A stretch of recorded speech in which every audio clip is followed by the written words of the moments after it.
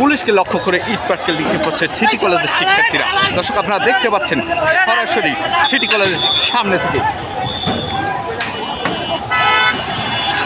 পরে আসছিল যে সায়েন্স ল্যাবের একেবারে ওভারব্রিজের এখানে কয়েকজন সিভিলের ছেলেগুলো ছিল যারা আমরা সিসি ক্যামেরা ফুটেজে দেখেছি, ওটা আমরা দেখতেছি। ওইটা তার খাবার খেয়ে ওটা সে পড়ে যায়, পড়ে গিয়ে তার গুরুতর আহত হয় এবং তাকে বেল দিয়ে কিছু মারধরও হয়। এই ঘটনাকে কেন্দ্র করে কিন্তু আজকে আবার ঢাকা কলেজের স্টুডেন্ট যারা ছিল তারা প্রায় 200-250-র মতো, এরা তখন এই যে সায়েন্স ল্যাবরেটরি মোড়ে সিটি কলেজের চালাই। আমরা এটা সংবাদ পেয়ে আমরা কিন্তু দ্রুত ঘটনাস্থলে আসি। আসার পরে আমরা কিন্তু দুই পক্ষ মোটামুটি দুই দিকে আমরা ডিসকাস করে দিই বা ফেলে দিই। আমরা ওইদিকে ঢাকা কলেজে তাদেরকে ঢাকা কলেজে দিয়ে আসি। এরপরে ঢাকা কলেজে ওখানে যখন ঢুকে দেয় স্টুডেন্টদের, এরপরে আমরা শুনে যে আবার সিটি কলেজ থেকে বের হয়েছি। ওদেরকে আমরা আবার আস্তে আস্তে আমরা বলে নিয়ে আসতেছিলাম।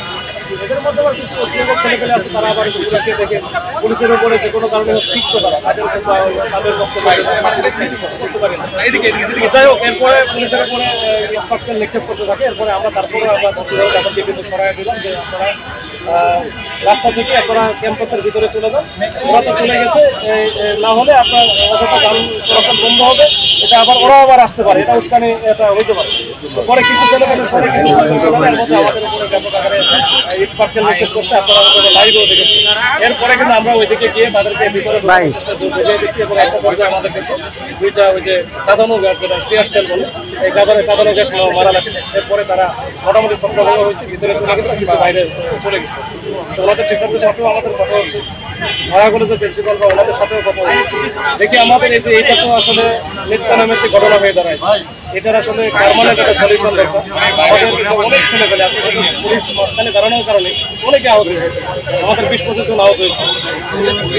এটা আসলে কতদিন চলবে? এটা আমরা দেখি আমরা উপরের লেভেলে যদি প্রয়োজন হয় তাদেরকে এঙ্গেজ করে, দুই কলেজকে এঙ্গেজ করে বারবার বলছে যে এটা একটা পার্মানেন্ট সলিউশন।